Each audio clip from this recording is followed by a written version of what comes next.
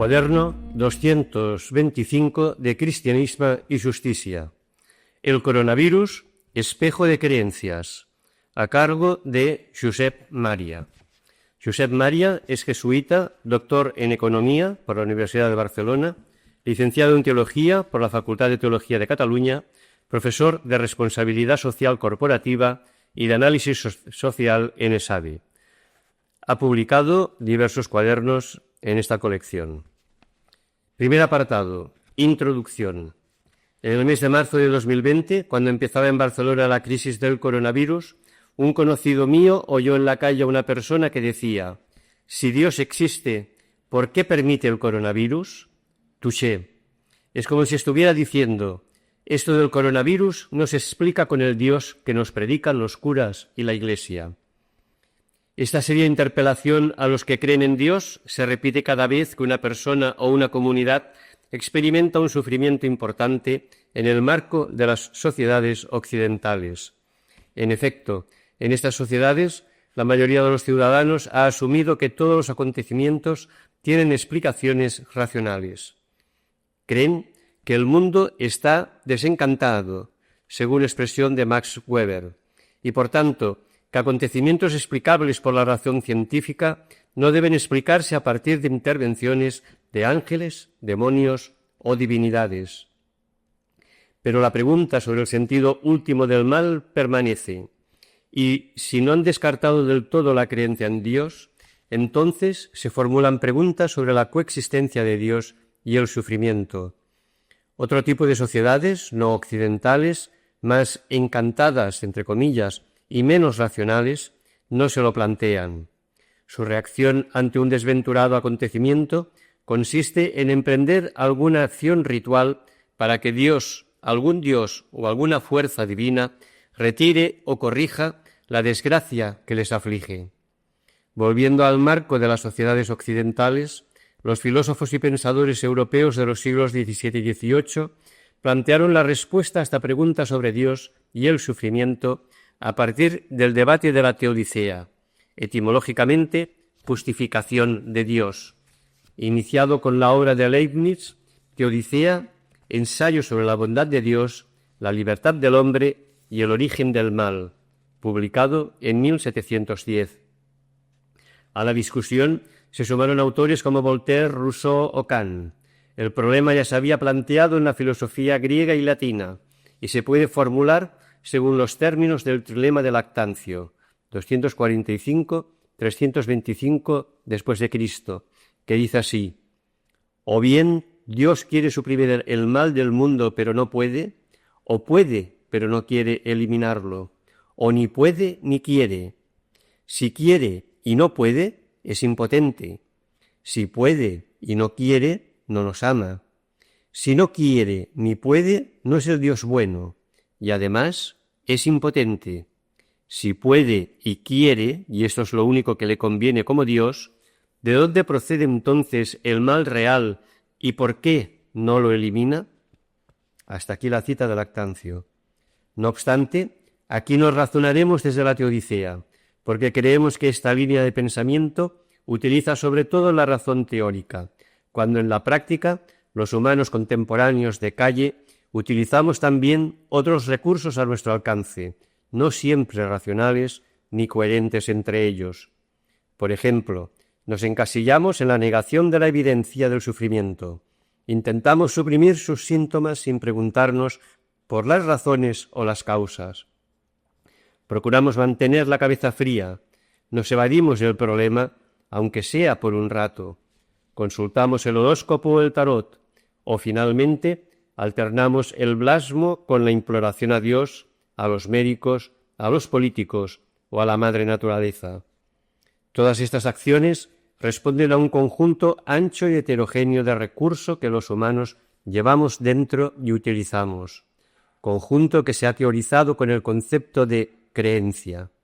Entendemos por creencia la fe en o la adhesión a Dios o a alguna noción de realidad última, según Charles Taylor. Toda creencia se compone, según Lluís Duc, de tres polos que interactúan de manera compleja. A. una experiencia de contacto emocional con Dios o alguna noción de realidad última. B, que se expresa lingüísticamente en ideas. C, y se expresa gestualmente en ritos, acciones. En este esquema, la teodicea y su focalización en la razón teórica respondería solo a las ideas. En cambio, la riqueza de las creencias permite examinar mejor las acciones, especialmente en situaciones en las que el sufrimiento individual o colectivo hace tambalear el suelo bajo nuestros pies. Efectivamente, Ortega y Gasset compara las creencias con un tipo de sustrato en buena parte inconsciente, a partir del cual nos acercamos a la realidad y nos adherimos a Dios o a otras nociones de la realidad última. Pues bien, estas creencias se tornan visibles, expresándose en ideas o acciones, cuando un individuo o una comunidad se someten a acontecimientos que las hacen tambalear. La hipótesis de este cuaderno es que el coronavirus ha hecho que las creencias occidentales contemporáneas se tambaleen y se ha convertido en un espejo en el que estas creencias han quedado reflejadas. Las creencias occidentales son muy diversas. Su origen reciente puede situarse en el siglo XVI, cuando, según Charles Taylor, el cristianismo pierde su unidad y su monopolio como creencia a causa principalmente de los éxitos de la ciencia moderna, de la emergencia de éticas autónomas en relación con la hipótesis de Dios y de la extensión de los estados seculares al margen del control de la religión. A partir de entonces, tanto los pensadores como la gente de la calle empiezan a creer en la naturaleza y la humanidad como realidades últimas, al margen del Dios de la tradición cristiana o en contraposición a él. Finalmente, durante el último cuarto del siglo XX, se extiende el desencanto respecto a las promesas y los pretendidos éxitos de la modernidad. Los posmodernos extienden un escepticismo que lleva a algunos a afirmar «no creo en nada» o bien «no tengo creencias». Es este abanico de creencias lo que desde enero de 2020 en Occidente queda reflejado en el espejo del coronavirus. Para describir y analizar este reflejo, partiremos de 4 familias de creencias que se expresan lingüísticamente en las siguientes formulaciones. Creo en la naturaleza, creo en la humanidad, creo en Dios y no tengo creencias. Intentaremos adivinar qué formas concretas han manifestado en el interior de estas 4 familias en ocasión de un acontecimiento que ha sacudido la salud, la economía y la vida diaria de los ciudadanos occidentales y de todo el mundo. El plan de este cuaderno continúa con el apartado 2, donde examinamos más detalladamente la idea de creencia y cómo se ha gestado el mapa de las 4 familias de creencias en las sociedades occidentales contemporáneas: Dios, la humanidad, la naturaleza y la no creencia. En el apartado 3 presentamos la pandemia del coronavirus definiéndola como un acontecimiento contingente. En los apartados 4, 5, 6 y 7 presentamos la interacción de este acontecimiento con cada una de las familias de creencia. Finalmente, en el apartado 8 sacamos algunas conclusiones, tanto sobre la naturaleza, la humanidad y Dios, como sobre la estructura de diversas formas de creencia. Segundo apartado: la génesis de las creencias en Occidente. Tal y como avanzábamos en la introducción, entendemos por creencia la fe en o la adhesión a Dios o a alguna noción de realidad última. Las creencias. Cualquier creencia se compone de 3 polos que interactúan de forma compleja. A. Una experiencia de contacto emocional con Dios o una realidad última. B. Que se expresa lingüísticamente en ideas. Y C. Se expresa gestualmente en ritos, acciones. La conciencia del individuo respecto de sus creencias y sus respectivos 3 polos es variable. Efectivamente, Ortega y Gasset afirma que las ideas son ocurrencias que se hacen conscientes en nuestra mente, mientras que las creencias tienen componentes inconscientes. Nos apoyamos en ellas sin ser del todo conscientes de ellas. Además, las creencias son construcciones sociales transmitidas por las sociedades en las que hemos vivido. Este carácter de sustrato hace que el conjunto de creencias de un individuo constituya el punto de partida de su aproximación a la realidad, ya de su adhesión a Dios o a la realidad última. Las creencias se hacen visibles cuando un individuo o una comunidad se someten a acontecimientos que las hacen tambalear. Dice Ortega: el hombre, en el fondo, es crédulo, o lo que es igual, el estrato más profundo de nuestra vida, el que sostiene y porta a todos los demás, está formado por creencias. Estas son, pues, la tierra firme sobre que nos afanamos. Pero en esa área básica de nuestras creencias se abren, aquí o allá, como escotillones, enormes agujeros de duda. Este es el momento de decir que la duda, la verdadera, la que no es simplemente metódica ni intelectual, es una forma de la creencia y pertenece al mismo estrato que ésta en la arquitectura de la vida. También en la duda se está, solo que en este caso el estar tiene un carácter terrible. Es pues la negación de la estabilidad. De pronto sentimos que bajo nuestras plantas falla la firmeza terrestre y nos parece caer en el vacío sin poder valernos, sin poder hacer nada para afirmarnos, para vivir. Hasta aquí la cita de Ortega. La hipótesis de este cuaderno es que el coronavirus ha hecho que las creencias occidentales contemporáneas se tambalearan y se manifestaran. De hecho, Albert Camus ya advertía en el año 1947 de la potencia profundamente perturbadora de las epidemias. Dice Camus: «Ah, si fuera un temblor de tierra, una buena sacudida, y no se habla más del caso. Se cuentan los muertos y los vivos, y asunto concluido, mientras que esta porquería de peste, hasta los que no la tienen, parecen llevarla en el corazón». Hasta aquí la cita de Camus. La tradición cristiana como creencia occidental. En la génesis de las creencias occidentales, la tradición cristiana es fundacional. Con el trasfondo del coronavirus, describimos el cristianismo a partir de las ideas de soteriología metacósmica y creación. Soteriología metacósmica. El teólogo Aloysius Pieris distingue históricamente dos grandes familias de creencias: las religiones cósmicas y las soteriologías metacósmicas. Las religiones cósmicas son aquellas en las que los creyentes divinizan las fuerzas naturales y los ancestros tribales, considerándolos así nociones de realidad última, según Taylor. Con todo, en estas configuraciones no se distinguen ni Dios, ni la naturaleza, ni la humanidad. En los tiempos antiguos, la gente se relacionaba primariamente con las fuerzas de la naturaleza, como el sol, la lluvia, la luna, el viento, el fuego. Dependían de estas fuerzas para su vida y actividades, como la caza o la agricultura. Fueron de algún modo divinizadas y personalizadas. Se añadieron más tarde los ancestros, se relacionaban con ellos por medio de rituales, les hacían ofrendas y a cambio esperaban favores. Eran recompensados propiciatoriamente cuando notaban que los habían ofendido, y había especialistas que gestionaban estos rituales. En cambio, las soteriologías metacósmicas consideran un ser absoluto que está más allá de las fuerzas naturales y que es el origen de todos los humanos, de todas las tribus y sus ancestros.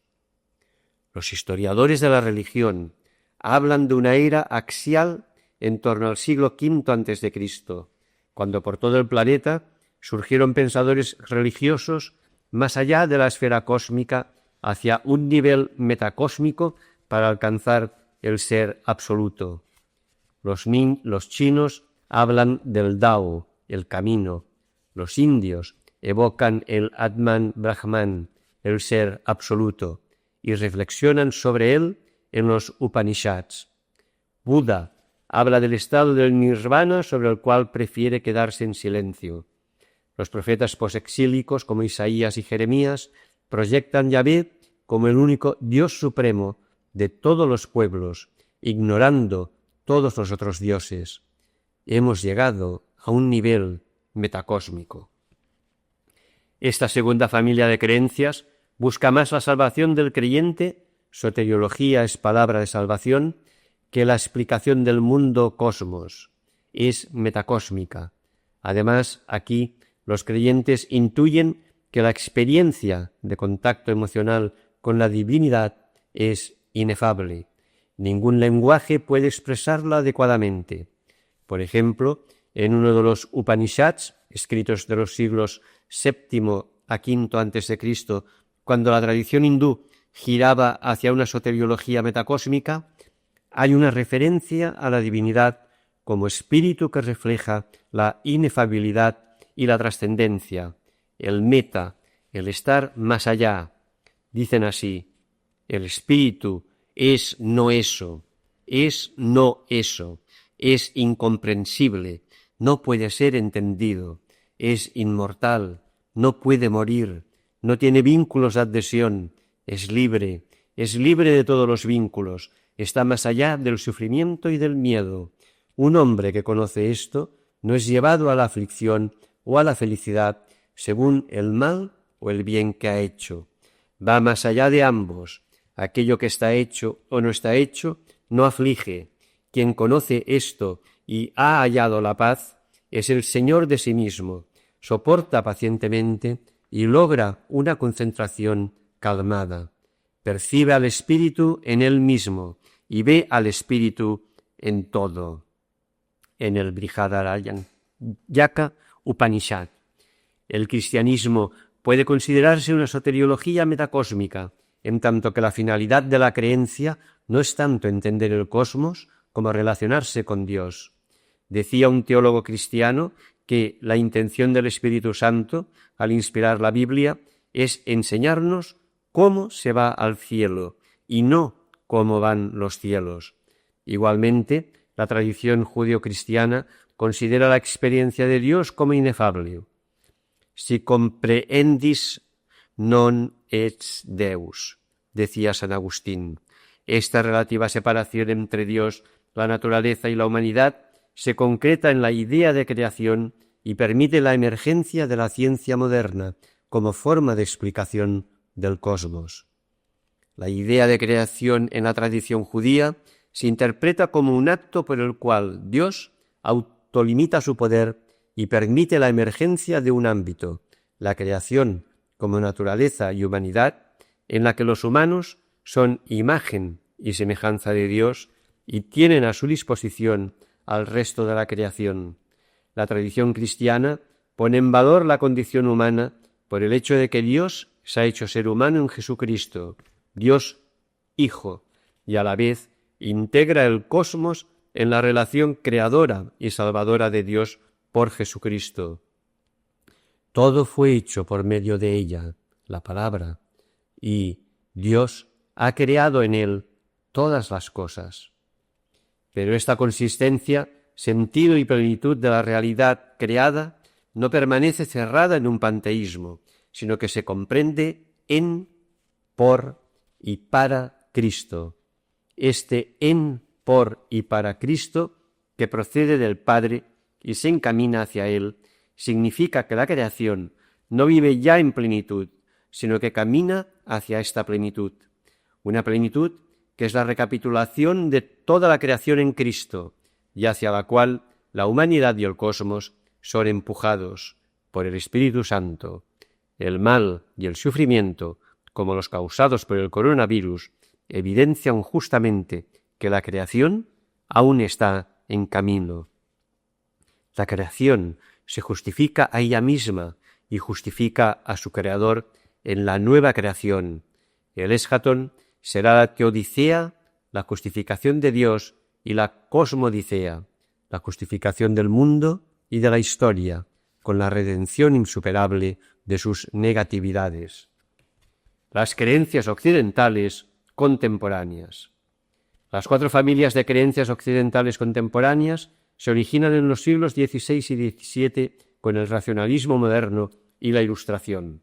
A partir de la Ilustración se formula en primer lugar una creencia en Dios sin religión, deísmo, y después un humanismo al margen de Dios. Y he aquí que hoy ciertos ciudadanos occidentales contemporáneos pueden decir: creo en la humanidad, con el implícito de que tal vez no creen en Dios. Por otro lado, la comprensión cristiana de la historia humana, empujada por el Espíritu, entra en confrontación en los siglos XIX y XX con las teorías de la evolución biológica de Darwin y cósmica de Einstein. Teorías que encajan entre ellas y nos imponen hoy en una evolución cósmica de 14.000 millones de años y una evolución terrestre de la vida de 4.000 millones de años. Esta confrontación ha dado pie a 3 actitudes: el cientismo ateo, que solo admite la autoridad de la ciencia; el creacionismo fundamentalista, que rechaza cualquier autoridad en la ciencia; y una tercera vía, que propugna el diálogo basada en la idea de creación evolutiva. Las 2 primeras actitudes han definido las mutuas exclusiones entre quienes afirman creo en la ciencia, pero no en Dios, y quienes afirman creo en Dios, pero no en la ciencia. La tercera actitud rescata una parte de la tradición cristiana, según la cual la creación es una creación continua, extendida a lo largo de miles de millones de años, y, además, remarca la autonomía de la creación respecto de Dios. Dios hace que las cosas se vayan haciendo ellas mismas. El humanismo ilustrado desarrolló una antropología que entiende a la persona como ser racional que reprime sus sentimientos y se proyecta en el Homo economicus, animado por la creencia en el progreso de la humanidad. No obstante, este progreso no ha respetado plenamente la fraternidad humana ni a la naturaleza. En este sentido, el romanticismo del siglo XIX levanta una doble reivindicación: primero, del sentimiento ante la razón, y segundo, de la naturaleza como algo que ha de ser respetado o venerado más allá de la acción de transformarla al servicio del progreso. Enlazando con esta veneración de la naturaleza es cuando ciertos ciudadanos occidentales contemporáneos pueden decir creo en la naturaleza, con el implícito de que tal vez no creen ni en la humanidad ni en Dios. De hecho, hoy podemos identificar formas de ecologismo o naturismo que se viven desde la fe o la adhesión a la naturaleza como realidad última. Finalmente, en el último cuarto del siglo XX, aparece una nueva familia de creencias, la posmodernidad. Los posmodernos reaccionan a la violencia generada tanto por las religiones como por los humanistas ilustrados liberales y socialistas. En este sentido, el posmoderno Umberto Eco pone en labios del protagonista del Nombre de la Rosa un aviso programático del relativismo posmoderno. Dice así Eco: huye, hacho, de los profetas y de los que están dispuestos a morir por la verdad, porque suelen provocar también la muerte de muchos otros, a menudo antes que la propia. El relativismo respecto de la religión y los humanismos modernos ha conducido a ciertos ciudadanos occidentales contemporáneos a afirmar no tengo creencias. Pero antes de examinar las diversas creencias, presentamos la pandemia de la COVID-19 como un fenómeno en el que se reflejan estas creencias. Efectivamente, se trata de un acontecimiento contingente, fruto del azar, que ha hecho que series causales muy diversas converjan. Tercer apartado: el coronavirus como sindemia. ¿Cuál es la naturaleza del coronavirus o de la pandemia de la COVID-19 que ha hecho de espejo inflexible y nítido de las creencias occidentales contemporáneas? Sea donde fuese que se originase, la COVID-19 constituye una zoonosis, la mutación de un virus que afecta a un animal y que pasa a afectar a otro animal. La afectación a los humanos a partir de los animales, probablemente los murciélagos, se hizo activa muy probablemente por la acción humana. De hecho, el Programa de las Naciones Unidas por el Medio Ambiente, UNEP, señala principalmente las siguientes acciones humanas como orígenes de diversas zoonosis: la deforestación y otros cambios de uso del suelo, el comercio ilegal y deficientemente regulado de la vida salvaje, la agricultura y la producción ganadera intensificada, la resistencia antimicrobiana o el cambio climático. Por eso, algunos científicos consideran que la lucha contra la COVID-19 no puede limitarse a restaurar la salud de los humanos, sino que debe extenderse a restaurar el equilibrio ecológico. Más allá del origen, la propagación de la pandemia es, a la vez, un fenómeno biológico y social. En primer lugar, el contagio se debe a la movilidad internacional de proporciones cada vez mayores de las poblaciones de distintos países. En segundo lugar, se ha extendido a una velocidad mayor porque ciertos gobiernos, cediendo a las presiones de determinados poderes económicos, han tomado medidas de confinamiento poco drásticas.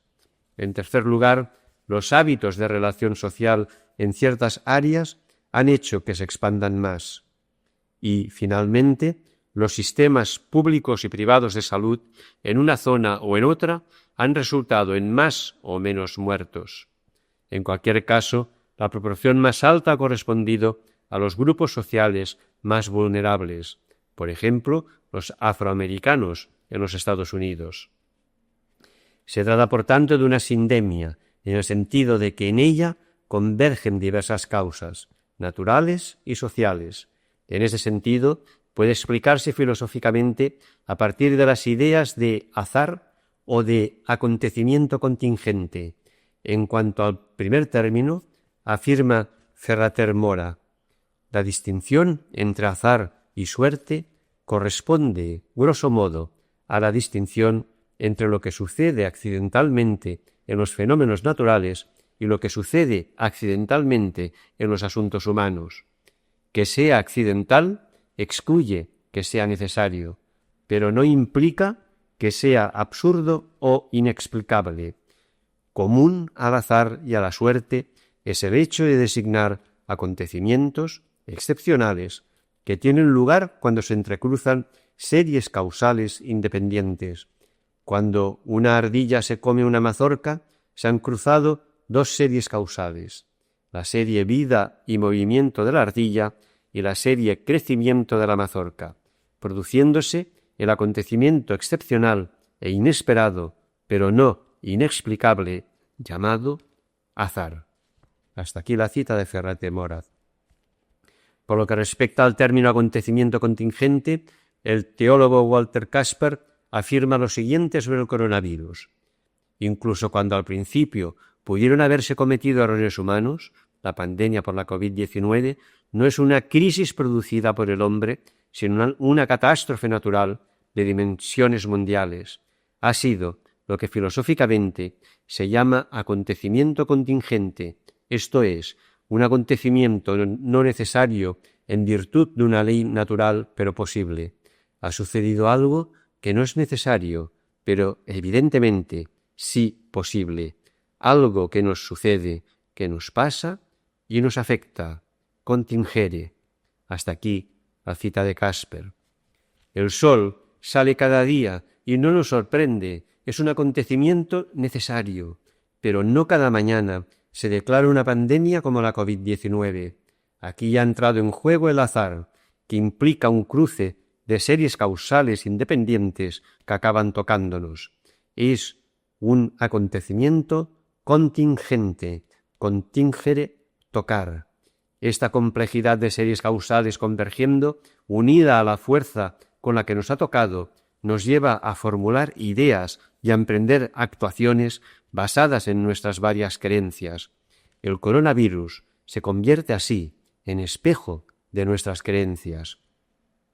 ¿Qué imágenes ha reflejado este espejo en relación con las diversas familias de creencia en Occidente? Es lo que vamos a examinar a partir de ahora. Cuarto apartado: creer en la naturaleza. Desde un punto de vista racional, Ya la vida biológica y la vida humana, como fenómenos de la naturaleza, son acontecimientos contingentes, el resultado del cruce de múltiples series causales independientes. En efecto, si algunas constantes físicas de la naturaleza, como la constante de la gravitación, la velocidad de la luz, la carga y la masa de electrón, la intensidad de las interacciones nucleares, la constante de Planck, etc., hubieran tenido un valor un poco diferente, la abundancia de estos núcleos, átomos de carbono, de oxígeno, de nitrógeno y de otros esenciales para la vida, sería mucho más pequeña. Por otro lado, la probabilidad de tener en nuestro universo un planeta adecuado para tener agua líquida y mantener una atmósfera que sea a la vez suficientemente estable y no caliente a sus habitantes resulta en el hecho de que la probabilidad de tener un planeta como la Tierra es bastante inferior a 2 sobre 100.000. En conclusión, la Tierra, pese a todo, es un planeta bastante excepcional. Por lo que respecta al surgimiento de una vida humana singular, resulta que la probabilidad de que en nuestro engendramiento hayamos sabido concretamente cada uno de nosotros es 1 entre 1.000.000. Hay un óvulo y 1.000.000 de espermatozoides en el acto del engendramiento. Pero si se cuenta la probabilidad de mi vida condicionada a la de mis padres, ya sube a 1 por 10 de cada 10, altamente contingente. La maravilla que experimentamos al constatar a la vez la bondad y la contingencia de la vida física, biológica y humana ha llevado a algunos a afirmar entusiásticamente: creo en la naturaleza. Con todo, el coronavirus interroga a estos creyentes en el sentido de que refleja una cara menos amable de la naturaleza, la heterotrofia. La heterotrofia es una característica necesaria de la naturaleza que consiste en el hecho de que muchos organismos necesitan alimentarse de otros organismos, a menudo causándoles la muerte. Un organismo heterótrofo es aquel que no puede producir su propio alimento y, en cambio, debe tomar alimento de otras fuentes de carbono orgánico, principalmente materia animal o vegetal. En otras palabras, el nuestro es un planeta donde las criaturas viven las unas de las otras, un proceso que a menudo aparece como cruel y bárbaro para el ojo humano, que obvia el hecho de que vivimos en una creación paradójica de la cual este es un rasgo central. Si incorporamos la heterotrofia a la creencia en la naturaleza, aparecen 3 variantes de esta creencia: quienes fantasean con la naturaleza, olvidándose de esta característica fundamental; quienes aceptan esta heterotrofia como una ley necesaria, extendiéndola a las relaciones humanas; y quienes le atribuyen una voluntad o un alma. Hay, en primer lugar, quienes creen en una fantasía de la naturaleza que sería totalmente buena en contraste con aquellos que creen en una humanidad también plenamente buena.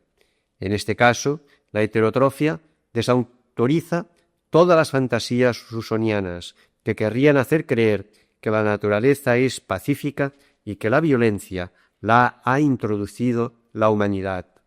Ciertamente, la heterotrofia dificulta creer en un Dios creador bueno, pero también dificulta, convirtiéndola, por tanto, en fantasía, la creencia en una naturaleza que sería totalmente buena. Charles Darwin ya dudaba de esta fantasía. Dice Darwin escribía a su amigo Gray: «No puedo llegar a convencerme de que un Dios benéfico y omnipotente hubiese creado expresamente los ichneumónidos con la intención explícita de que comieran dentro del cuerpo de orugas vivas. Los ichneumónidos ponen los huevos dentro de las orugas vivas y las larvas, tras nacer, van comiéndose la oruga en vivo». El gran naturalista expresaba así su repugnancia ante este fenómeno de la depredación. Es como si hubiera formas de depredación que sobrepasaran las necesidades de vivir para acercarse al sadismo. Hasta aquí la cita de Darwin. En segundo lugar, Hay quienes aceptan esta heterotrofia, pero la aplican sin distinción a la naturaleza y a la humanidad. Por ejemplo, ciertos autores han interpretado el coronavirus como una reacción de la Tierra debido al hecho de que hay demasiados humanos en el planeta y que, por tanto, es necesario eliminar a los menos aptos para sobrevivir a la pandemia. Tras la afirmación de que el ser humano es una plaga para el planeta, reside la idea de que la solución a la crisis ecológica es eliminar parte de la población. En este marco de pensamiento, aquello que se identifica como una causa de la crisis es el exceso de seres humanos, y por eso la muerte de una buena cantidad de ellos sería la única posibilidad de restaurar el equilibrio ecológico. La pregunta entonces es, ¿quién morirá? En una sociedad capitalista parece bastante plausible que se esgriman criterios de productividad y meritocracia que en realidad solo encubrirían una tremenda violencia de clase contra los de más abajo. Los descartados probablemente serían expulsados del sistema, como las personas sin techo, los inmigrantes ilegales o los habitantes de poblados de chabolas y barrios de infraviviendas. Este darwinismo social incurre en la falacia naturalista que pretende hacer pasar por natural, entendiendo lo que es natural como necesario, un conjunto de leyes que regulan las relaciones humanas, pero que son contingentes y pueden modificarse con cambios de conducta de los humanos. Finalmente, unos terceros atribuyen una voluntad o un alma a la naturaleza, tal y como han hecho las creencias que más arriba hemos denominado religiones cósmicas. Así, en la crisis del coronavirus, hemos observado que diferentes autores califican el virus como patógeno astuto, que sin embargo enfrenta un dilema. Cuanto más rápido mata, más difícil lo tiene para ampliar el alcance de la expansión. Algunos, en esta línea, expresan la esperanza que la naturaleza, bautizada con distintos nombres, uno de ellos Gaia, sobrevivirá más allá de la extinción de los humanos en la Tierra.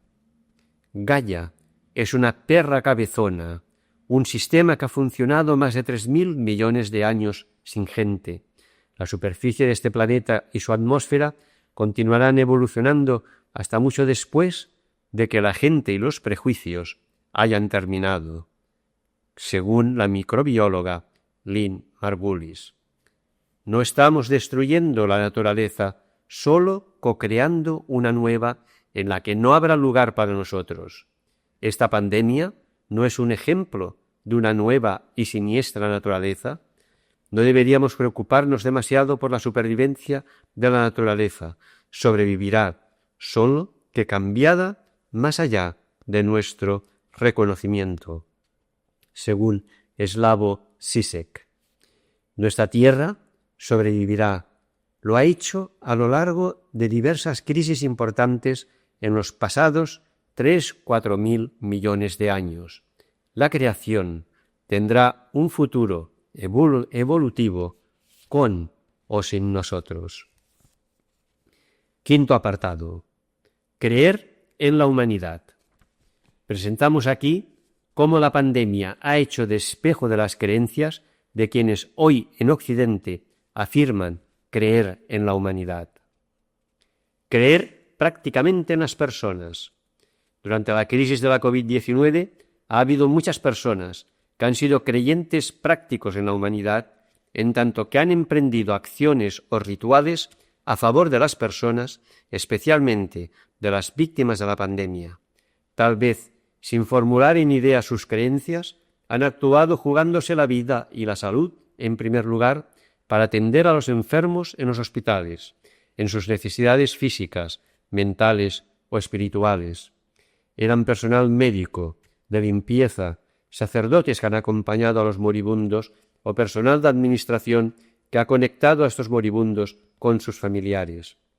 Más allá de los hospitales, personal de servicios esenciales en el confinamiento, maestros que han logrado normalizar la vida de los niños y las niñas en los colegios después del confinamiento, empresas que han modificado su actividad para producir material de protección para los sanitarios, voluntarios que han atendido las necesidades de los sin techo, políticos que se han agotado gestionando una situación para la que no teníamos puntos de referencia. Pero también ha habido no creyentes prácticos en las personas, sectores económicos y partidos políticos que han querido mantener la actividad económica sabiendo que se generarían más muertos entre los pobres que con un confinamiento prudente, estafadores de vacunas, empresas farmacéuticas u otras que han abusado de su posición para enriquecerse y ciudadanos que han salido del confinamiento de forma irresponsable, saltándose las normas y contribuyendo a extender las consecutivas olas del virus. La creencia práctica en las personas deja un balance ambiguo. Ya Albert Camus, al final de La peste, afirma que aprendemos en medio de las plagas. Hay en los hombres más cosas dignas de admiración que de desprecio. En cualquier caso, ha emergido la esperanza, tal vez poco definida desde el punto de vista de las ideas, pero vivida como experiencia y practicada como servicio. El lema que tomó cuerpo durante la primera ola fue «Todo va a salir bien». Se extendió en Italia, con canciones y carteles colgados por los balcones. Ha resonado en canciones en diversas lenguas y llegó hasta las calles del Hospital de Barcelona, donde una enfermera lo usaba para acompañar a los moribundos. Decía así: aunque la sala estaba colapsada porque el clínic es un bullicio constante, Laia lo aparca todo y se sienta a su lado, le coge la mano con fuerza y cierra los ojos. Ya no está solo. La respiración se acompasa, las arrugas del rostro desaparecen, mientras la enfermera le acaricia las manos con suavidad. Todo va a salir bien, miente ella. Él también sabe que no es verdad, pero se aferra a esa mano que lo conecta con el mundo. Es su despedida. Creer en la nación. Todo va a salir bien, en verdad, no para las vidas biológicas individuales de quienes han muerto. Por eso han aparecido creencias colectivas, especialmente vinculadas con la nación o el país. Las pandemias tienen un poder singular: lograr que la muerte se viva de forma colectiva, no individual. Morimos uno a uno, pero cuando la enfermedad toma la dimensión de epidemia, parece como si fuéramos a morir todos a la vez. La comunidad se siente amenazada en su totalidad, y esto comporta una carga emocional muy fuerte. Estas creencias colectivas se han introducido implícitamente con el relato de la lucha contra la COVID-19 como si fuera una guerra. Ha quedado como excepción el discurso del presidente alemán descalificando el relato militar y diciendo que se trata de una crisis humanitaria. Dentro de la norma podemos contar a Estados Unidos y España, donde los militares han aparecido en las ruedas de prensa porque legitimaban no solo la coacción, sino también el momento escatológico de la victoria, pese al fracaso que significa cada muerto. Un engaño que denuncia Vicens Villatoro. Dice así: y precisamente dentro de este ejemplo me desespera el uso de la metáfora de la guerra, porque no se hace de buena fe. No solo se hace para movilizar el ardor patriótico, no solo para legitimar un estado de excepción cargado de uniformes y de medallas, no solo para recordar que el Estado tiene el monopolio de la capacidad legal de coacción, también porque se nos está preparando para cantar victoria cuando lo peor de la crisis haya pasado, como si los muertos que ha habido fueran el peaje inevitable para llegar a este buen final. ¿Victoria pese al número de muertos? No, derrota por el número de muertos. Hasta aquí la cita de Villatoro. Un engaño que comenta con amarga ironía Salvador Cardús. Y siempre nos quedará el consuelo proclamado con emoción por la ministra de Defensa en la clausura del depósito de cadáveres de Madrid. No se han ido solos. El ejército estaba con ellos. Esta creencia en la nación, que es sólo una parte de la humanidad, se ha traducido en prácticas que han puesto en duda la solidaridad internacional, ya sea en la adquisición de material médico o de vacunas, o en la lucha contra las consecuencias económicas de la pandemia. El lema America First de Donald Trump ha tenido en la práctica muchos más seguidores de los que lo proclamaban. Desafortunadamente, en gran parte se ha constatado que la crisis que vive la humanidad es que no llega a constituirse como humanidad, según Edgar Morin. Creer en la ciencia. Una variante de la creencia en la humanidad ha tomado la forma de creer en la ciencia. Se trata no tanto de creer que la ciencia es una forma de conocimiento que ayuda a solucionar problemas, sino de confiar en que la ciencia resolverá todos los problemas humanos y nos concederá, ni que sea con el tiempo, la superación de la enfermedad y la muerte. Gianni Battimo reflejó esta creencia en un breve cuento. Los mejores científicos del mundo se reúnen para diseñar el ordenador más potente que jamás ha conocido. Logran terminarlo después de años de dedicación y una ingente inversión. Para probarlo, reúnen a los líderes más poderosos de la Tierra. El más anciano tiene el honor de formularle la primera pregunta. ¿Dios existe? La pantalla parpadea y la poderosa voz de la máquina retumba en la sala. Ahora sí. Con la aparición de la COVID-19, la creencia en la ciencia ha recibido críticas. La impotencia de los médicos por tratar adecuadamente la enfermedad nos ha hecho sentir que la ciencia no superará nunca la muerte.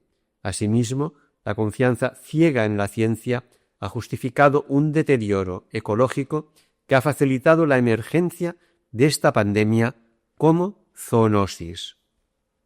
Una cosa es segura, la crisis de la COVID-19 debe curarnos de una vez por todas de la confianza ingenua en el progreso humano. Durante mucho tiempo nos hemos limitado a asumir que los daños colaterales del crecimiento económico sostenido serían compensados o minimizados por los frutos de este mismo crecimiento. Pese a las evidencias y a las advertencias de los científicos, nos autoconvencimos de tener a la naturaleza controlada. Pero con el paso del tiempo, los esfuerzos médicos y científicos han ido dando fruto. Se han encontrado tratamientos eficaces para los enfermos y se han descubierto vacunas con altos grados de eficacia. En este sentido, la comparación de esta pandemia con las anteriores puede hacer recuperar la creencia en la ciencia como realidad última. En plena tercera ola, escribía entusiásticamente el filósofo Josep Ramoneda. En un momento de máxima incertidumbre, cuando en sociedades como las nuestras la capacidad de consuelo del discurso religioso ha perdido mucha fuerza, la ciencia ha sido, desde el primer momento, la gran esperanza. Hoy, la forma de verdad más legitimada es la científica, y de su conexión con la práctica y la tecnología médica se espera todo. Solo ella podrá redimirnos. Pero la pandemia se hace larga, el horizonte distópico ahoga los espíritus y nace la desconfianza, y sin duda la ciencia ha ganado la partida y saldrá indudablemente reforzada de este episodio, sobre todo cuando tengamos la perspectiva para entender que gracias a ella esta pandemia habrá sido, pese a todo, una de las más leves de la historia humana, algo que ahora, dicho así, parece casi una blasfemia. Hasta aquí la cita de Josep Ramoneda. Esta posición revela dos características del creo en la ciencia. En primer lugar, el hecho de que la ciencia actúa como creencia sustitutiva de la religión y fuente de esperanza, cuando la capacidad de consuelo del discurso religioso ha perdido mucha fuerza, la ciencia ha sido la gran esperanza. En segundo lugar, la afirmación de que la ciencia ha ganado la partida. Es digna de nuestra fe, adhesión y esperanza. La ciencia ha pasado de ser una fuente de conocimiento cierto y útil a ser una realidad última a la cual es necesario obedecer sin contestación ni interpretación.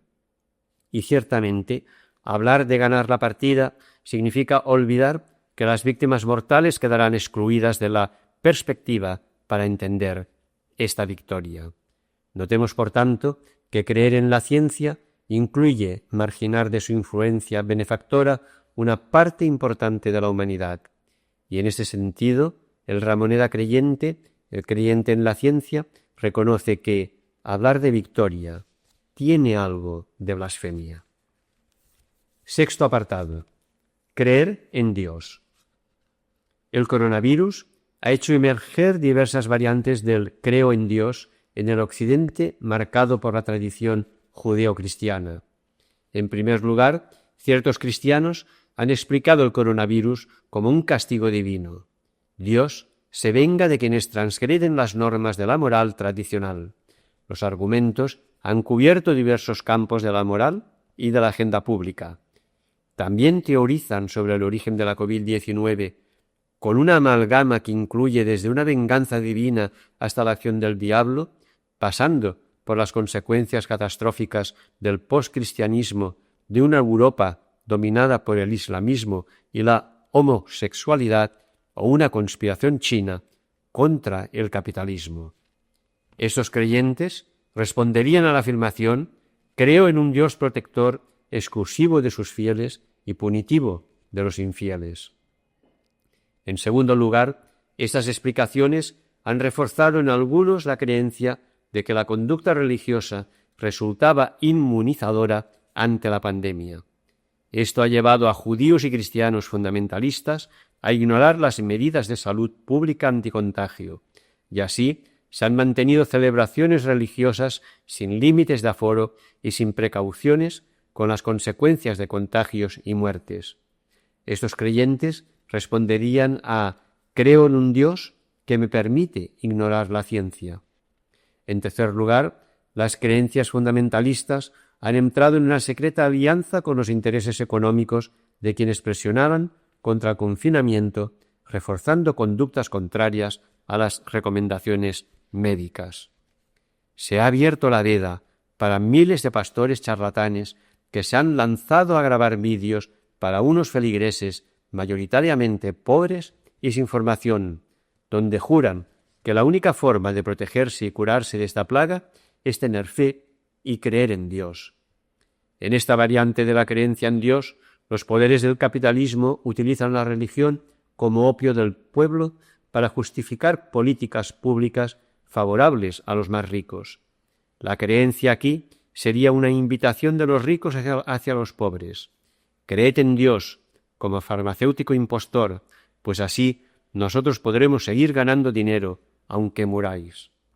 Finalmente, muchos creyentes y la mayoría de las autoridades de la Iglesia se han esforzado por descartar la imagen de un Dios que castiga y han invitado a la población a obedecer las órdenes de las administraciones y de los médicos, a acompañar a enfermos y a atender a los pobres. El Papa cerró en el Vaticano para evitar que fuese un foco de contagio entre peregrinos. Se confinó e invitó a millones de fieles a hacer lo mismo y a obedecer los consejos sanitarios. Estos son quienes, al afirmar «creo en Dios», se refieren a un Dios misericordioso y no punitivo, que ante el sufrimiento no se distrae hablando, sino que calla y trabaja. Como afirma el teólogo alemán Augustin, en tiempos de crisis tal vez es mejor que hablemos menos de Dios con la gente y más con Dios de la crisis. Estos creyentes consideran que afirmar «creo en Dios» no es suficiente.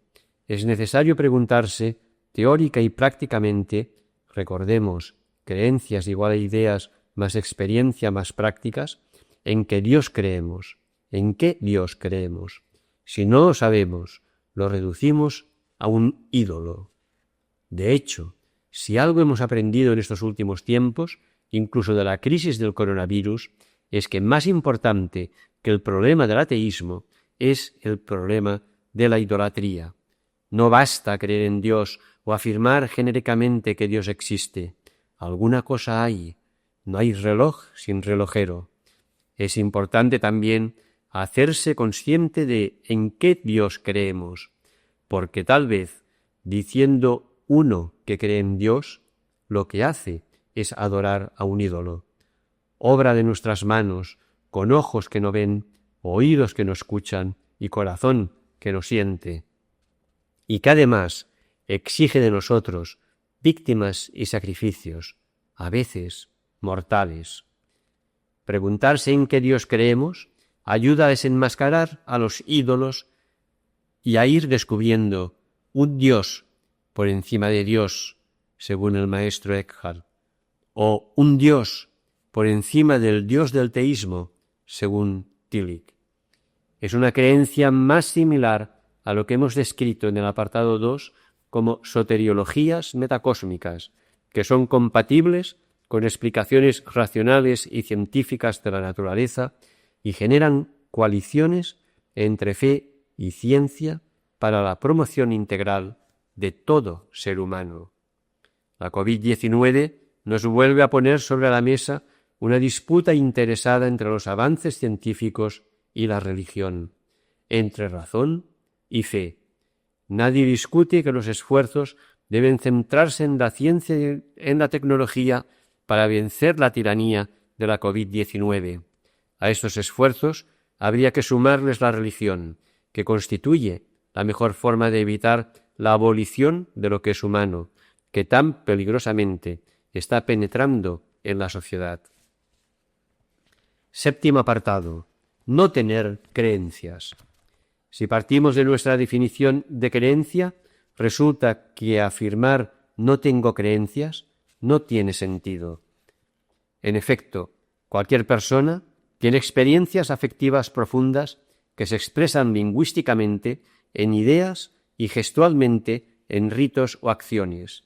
Pero el contexto de la posmodernidad, escéptica con las creencias cristianas y modernas, en las que se ha desarrollado esta creencia, sitúa a estos no creyentes entre los que en realidad reniegan de cualquier creencia que genere exclusión o violencia. Con todo, el escepticismo posmoderno puede virar en dos direcciones: hacia la creencia en el dinero, capitalismo desbocado, y hacia la posverdad. Ciertamente, con la caída del muro de Berlín, el capitalismo global, que entroniza el dinero como un nuevo dios, ha tenido manos libres para ir imponiéndose. En el caso de la COVID-19, los poderes económicos han utilizado la religión para seguir avanzando. Lo hemos constatado más arriba de explicar el creer en Dios predicado a los pobres, convirtiendo así la religión en opio del pueblo. Pero el escepticismo posmoderno también ha derivado hacia la posverdad, que se relaciona fuertemente con la política.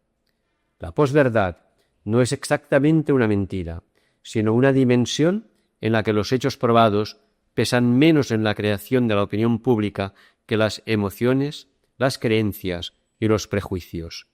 Así, a los hechos probados, la ciencia, les salen competidores, las narrativas populistas que apelan a emociones, creencias y prejuicios, narrativas que conducen a una forma de creencia política, la creencia en el líder populista.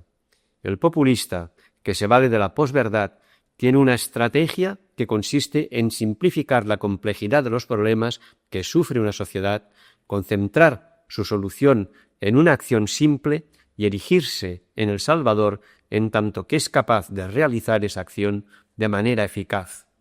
Todo esto envuelto en sentimientos patrióticos que anulan el raciocinio y contraponen los nuestros, los buenos, con los otros, los malos, los culpables. Problema: los culpables acaban siendo minorías débiles, fáciles de eliminar o de discriminar.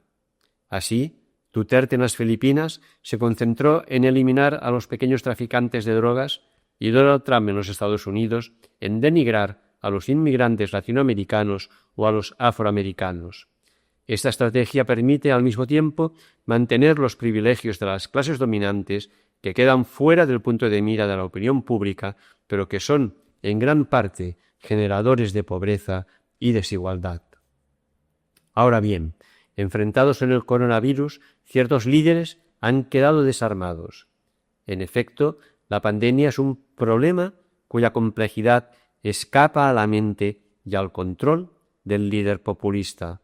Además, sus consecuencias son visibles y terribles. Se cuentan en muertos. Y finalmente, la manera de combatirlo perturba la pretensión de exclusividad de acción del líder populista, porque implica la participación de toda la población. Distancia, higiene de manos, mascarilla, ventilación. Entonces, si hay un mínimo de libertad de información, los datos epidemiológicos pueden desenmascarar la mentira y los fracasos del populista. En este sentido, muchos señalan que la gestión de la COVID-19 descabalgó a Donald Trump de la presidencia de los Estados Unidos. A principios de octubre de 2020, un periodista británico apuntaba a la responsabilidad de Trump con algunos datos. Solo el 16% del mundo cree que el presidente estadounidense hizo lo que era necesario, más bajo aún que el 19% de lo que creían del presidente chino Xi Jinping. Parte del daño en reputación deriva de la mala gestión del coronavirus en los Estados Unidos. Con más de 210.000 muertos, la tasa de mortalidad en América es 5 veces su proporción de la población mundial y más de 200 veces la tasa de muertos per cápita de China, donde se originó el patógeno. Un estudio reciente de exceso de mortalidad ha encontrado que los Estados Unidos tenían un 28% de tasa de mortalidad más alto que Europa, pese a tener una densidad de población menor, una edad media más joven y 3 semanas de más para anticipar la pandemia. Sería tentador cargar toda la culpa a las espaldas del señor Trump. De hecho, gran parte le pertenece. Ha rehusado crear una estrategia nacional del coronavirus, ha menospreciado la distancia social y ha intimidado a los científicos del gobierno de los Estados Unidos. Quizás sucede que el populista aguanta cuando contrapone sus argumentos políticos a argumentos de otros políticos, pero naufraga cuando debe contraponer argumentos políticos con cifras de muertos. Y es que las leyes de la naturaleza son inflexibles. El relativismo y la posverdad acaban estampándose contra ellas, como en una pared. No en vano, uno de los personajes que colaboró en la derrota de Trump no fue un político, sino un médico, Anthony Fauci, epidemiólogo de la Casa Blanca. Octavo apartado. Conclusión. Este cuaderno constituye un intento de reflejar las distintas creencias contemporáneas en el espejo del coronavirus. De las imágenes resultantes podemos sacar enseñanzas en 3 campos. Primero, en relación con la naturaleza, la humanidad y Dios. Segundo, en relación con las formas de creencia. Y finalmente, en relación con la tradición judeocristiana como fuente de inspiración de creencias. La naturaleza, la humanidad y Dios. En relación con la naturaleza, hemos constatado que sus leyes son inflexibles y llevan a la muerte a todos aquellos que pretenden saltárselas, practicando ritos o acciones basadas en creencias que simplifican la complejidad de un acontecimiento contingente y muy peligroso. En este sentido, pueden entenderse las declaraciones del Papa Francisco. Dios perdona siempre, los humanos perdonan a veces, la naturaleza no perdona nunca. Es necesario seguir estas leyes para avanzar hacia una humanidad mejor y un entorno natural más sostenible. Es lo que está haciendo la comunidad científica a nivel mundial para encontrar medicamentos y vacunas contra la COVID-19. En relación con la humanidad, hemos aprendido que está lejos de dominar completamente la naturaleza con la ciencia, aunque esta forma de conocimiento nos ha ahorrado muertos en comparación con pandemias anteriores. Hemos constatado también que los humanos son seres de esperanza, en una vida biológica prolongada, en la supervivencia de la naturaleza después de la extinción de la humanidad, en formas colectivas de supervivencia como la nación, en líderes humanos que nos salvarán o en diversas versiones de Dios. En cualquier caso, muchas de estas formas de esperanza muestran que la humanidad no llega a constituirse en humanidad. En relación con Dios, hemos verificado que ciertas interpretaciones lo han convertido en un juez vengativo, el virus como castigo divino, o un farmacéutico impostor. Obedecer la moral es el medicamento o la vacuna.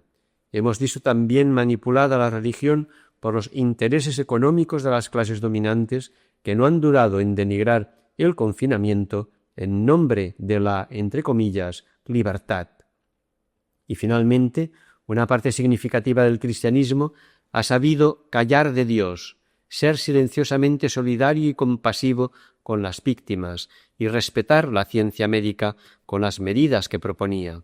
Estos últimos manifiestan unas creencias compatibles con el cristianismo como soteriología metacósmica que espera en un Dios inefable, hecho humano en Jesús de Nazaret, cuyo espíritu conduce la historia cósmica y humana hacia su plenitud.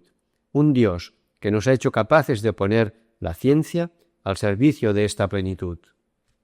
Formas idolátricas de creencia. En tanto que acontecimiento contingente, fruto de la coincidencia de diversas cadenas causales independientes, el coronavirus tiene una complejidad considerable, una complejidad que genera efectos siniestros si se combate desde visiones o creencias que la simplifican. Efectivamente, tal y como afirma el teólogo Walter Casper, el mundo contingente no se deja comprimir en un sistema. Otro nombre para sistema es ídolo. De hecho, los humanos poseemos el deseo de controlar todo aquello que amenaza nuestras vidas y sucumbimos a la construcción de ídolos, simplificaciones de la complejidad de la naturaleza o de la humanidad y reducciones de la grandiosidad incomprensible de la divinidad metacósmica, con la finalidad de justificar acciones que aparentemente solucionen nuestras amenazas. Estos ídolos fundamentan un tipo de creencia que ha sido fuente de violencia en la historia humana. Así, en periodos históricos anteriores a la modernidad, cada creencia religiosa se consideraba la única verdadera y, a menudo, ejercía la violencia contra los creyentes de otras religiones. Desde el inicio de la modernidad hasta hoy, esta violencia más o menos intensa se ha continuado ejerciendo sobre quienes sienten, afirman y celebran Dios o la naturaleza o la humanidad en sus distintas variantes. En el espejo del coronavirus, estas creencias aparecen bajo la siguiente forma. A. Reducen al interior de un sistema de ideas la complejidad e incomprensibilidad de la naturaleza, la humanidad y Dios. B. Impiden que la persona se abra a una experiencia emocional armónica de relación con la naturaleza, con los humanos y con Dios. C. Y desvían a la persona y a la comunidad de la realización de acciones o rituales que reconstruyan unas relaciones respetuosas con la naturaleza, fraternales con la humanidad y esperanzadas en un Dios misericordioso y salvador. Esta forma idolátrica ya fue explicada por Francis Bacon al hablar de los ídolos de la tribu y se ha concretado en la creencia en el progreso humano. Vivimos en una concepción teleológica de la experiencia humana como si estuviera regida por unas leyes que nos conducen inexorablemente a un mundo mejor, pero el acontecer de la humanidad es una suma de factores en los que abundan los imponderables. Por mucho que apelemos a las leyes de Dios, de la historia o de la naturaleza, o que creamos en el progreso material ilimitado, las astucias de la razón no siempre caen por el lado bueno y el happy end no existe ni en el cielo ni en la tierra. Recientemente, esta idolatría ha calado en la gente en forma de teorías de la conspiración. En relación con estas teorías, afirma el pensador Yuval Noah Harari: las teorías de la conspiración global argumentan que detrás de la infinidad de eventos que vemos en el mundo se esconde un único grupo siniestro. La identidad de este grupo puede variar. Hay quien cree que el mundo está gobernado en secreto por francmasones, brujas o seguidores del satanismo. Otros creen que lo gobiernan alienígenas, humanoides, reptilianos u otras diversas camarillas. Pero la estructura básica siempre es la misma.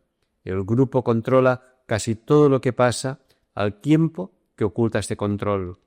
Las teorías de la conspiración global tienen un mismo defecto básico: suponer que la historia es muy sencilla. Parten de la premisa clave de que manipular el mundo es relativamente fácil. Un pequeño grupo de personas puede entenderlo, predecirlo y controlarlo todo, desde las guerras hasta las revoluciones tecnológicas y las pandemias. Por supuesto que en el mundo hay muchas conspiraciones reales: individuos, corporaciones, organizaciones, iglesias, facciones y gobiernos que no paran de tramar e intentar sacar adelante todo tipo de complots. Pero esto es precisamente lo que hace que sea tan difícil predecir y controlar el mundo en su totalidad. Hasta aquí la cita de Harari. Con todo, estas formas idolátricas acaban sacrificando a una parte de la humanidad, degradando la naturaleza o mutilando la esperanza que habita en los corazones de los humanos. Formas armónicas de creencia.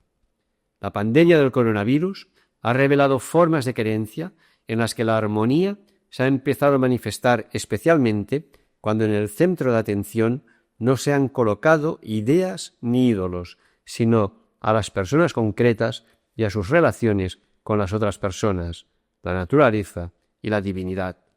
En el espejo del coronavirus, estas creencias han mostrado una dinámica que se podría describir del siguiente modo. A. Hemos actuado codo con gente que se desvive por la vida de las personas y por la preservación del planeta en el que viven. B. Así, hemos hecho la experiencia emocional de pertenecer todos a una sola familia humana, de ser dependientes de una naturaleza que debemos respetar y disfrutar, y últimamente de esperar en un Dios que vence la muerte individual, humana y cósmica. C. Y hemos empezado a dialogar en vez de contraponer o descalificar sobre ideas diversas con gente de creencias variadas.